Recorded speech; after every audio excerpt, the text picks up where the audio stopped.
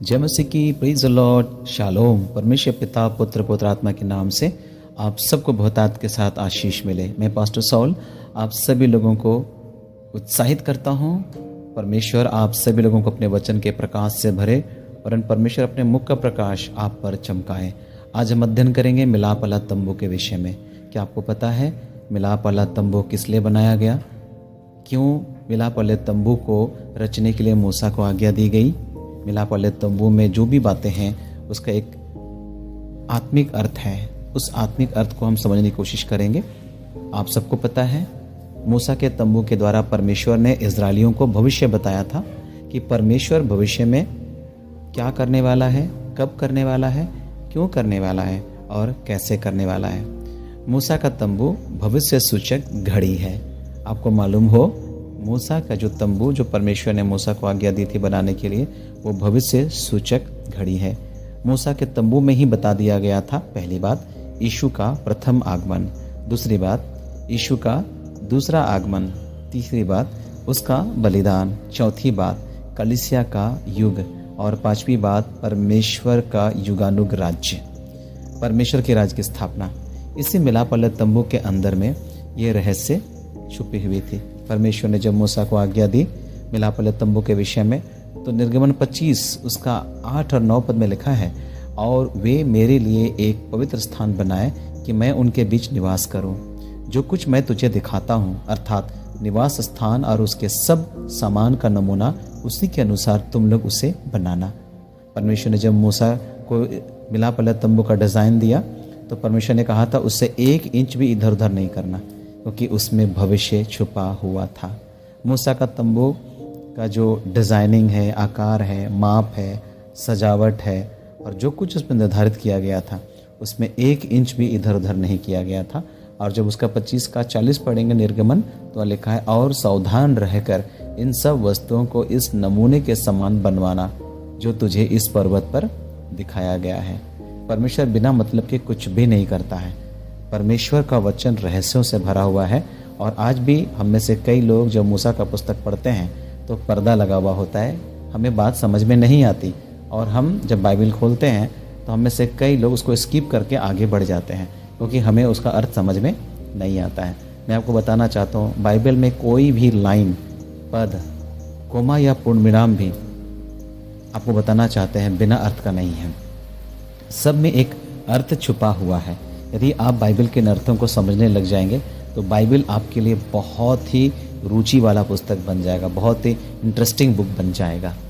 आइए हम थोड़ी देर तंबू के विषय में अध्ययन करते हैं। आपको पता है तंबू के 3 भाग थे।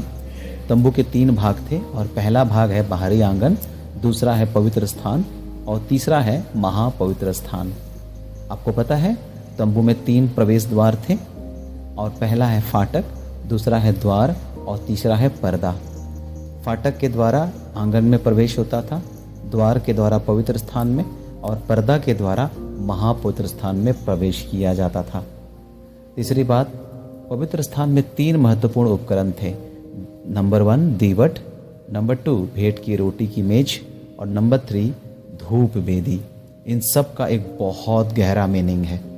दीवट का मतलब कलीसिया है, भेंट की रोटी की मेज का मतलब सेवा का जीवन है, और धूप वेदी इसका मतलब जो है ये एक प्रकार का कहेंगे तो प्रसन्न योग्य जीवन है ना, हमारी प्रार्थना का जीवन हम कह सकते हैं। चौथी बात, इसका जो 3 भाग मैं बता रहा हूँ, वाचा के संदूक जो है उसको भी जो है ना अगर देखें तो उसमें 3 बातों को रखा गया था।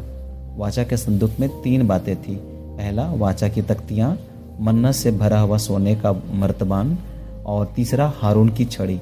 जो भी बात मैं आपको बता रहा हूँ इसका एक बहुत ही लंबा स्टडी है, जो इस जगह में मैं नहीं बोल पाऊँगा, और हो सकता है कि इसका कई क्रम होगा, बहुत सारे पार्ट होंगे और उसमें आप इस संदेश को सुन पाएंगे। 5वीं बात, 3 श्रेणी के लोग मिलाप वाले तंबू में सेवा करते थे। पहला श्रेणी है महायाजक, दूसरा है याजक और तीसरा है लेवीय गोत्र, लेवीय लोग है ना। 6वां, याजक के 3 झुंड थे जो यहाँ पर सेवा करते थे, गेशोरनी, कहाती और मरारी। और तंबू में 3 रोशनी थी। आंगन में सूर्य की रोशनी थी, पवित्र स्थान में दीवट की रोशनी थी और महापवित्र स्थान में शकेना की रोशनी, परमेश्वर की महिमा की रोशनी थी।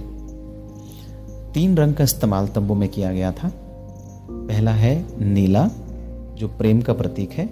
दूसरा है बैंगनी, जो अधिकार और मसीह की धार्मिकता का प्रतीक है। और तीसरा कलर जो इस्तेमाल किया गया था वो लाल, छुटकारे का प्रतीक है, बलिदान का प्रतीक है। कितना अद्भुत है ना। 9वीं बात, 3 धातु इस तंबू में इस्तेमाल किए गए थे। अगर आप अध्ययन करेंगे पूरा निर्गमन 25, 26, 27, आप पढ़ेंगे 3 प्रकार के धातु का इस्तेमाल किए गए थे। और उसमें है सोना, जो ईश्वरत्व और अनुग्रह को दर्शाता है। चांदी छुटकारा को दर्शाता है। पीतल परमेश्वर की न्याय और दृढ़ता को दर्शाता है। इस प्रकार से देखते हैं तंबू में परमेश्वर की त्रिकता को हम लोग कई जगह में देखते हैं। यानी तंबू में परमेश्वर की त्रिकता परमेश्वर की भरपूरी को दिखाता है। आप भी भरपूर रहें, बुद्धि से, पवित्रता से, नम्रता से, अनुग्रह से, अभिषेक से, प्रेम से। आइए हम परमेश्वर के तंबू हो जाएं। इन सब के बीच ये भी सत्य है मेरे प्रियो कि तंबू में बबूल की लकड़ी का प्रयोग किया गया था। बबूल मसीह को मनुष्य की देह में दिखाता है। बबूल जो है मसीह को मनुष्य की देह में दिखाता है। ये आपका और मेरा जीवन को भी दिखाता है। आप और मेरा जीवन बबूल था जिसको सोने से मढ़ा गया, अर्थात अनुग्रह से। मेरे प्रियो, मानवीय देह में होकर भी मसीह कभी नहीं हारा। बबूल तंबू में होने के बावजूद भी हम देखते हैं कि कभी भी बबूल दिखाई नहीं दिया, क्योंकि पूरे बबूल को जहाँ जहाँ इस्तेमाल किया गया था उसे सोने से मढ़ दिया गया था। जब आप परमेश्वर के पास आते हैं, आप जो बबूल रूपी ज़िंदगी जी रहे हैं, परमेश्वर अपना अनुग्रह से उसको ढाँप देता है। ये उसका रहस्य है। मेरे प्रियो, मैं यहाँ पर अपने संदेश को आज के लिए विराम दे रहा हूँ। अगले पार्ट में मिलाप वाले तंबू के विषय में फिर अध्ययन के साथ प्रभु ने चाहा तो मैं आऊँगा। प्रभु आप सबको बहुतायत के साथ आशीष प्रदान करें।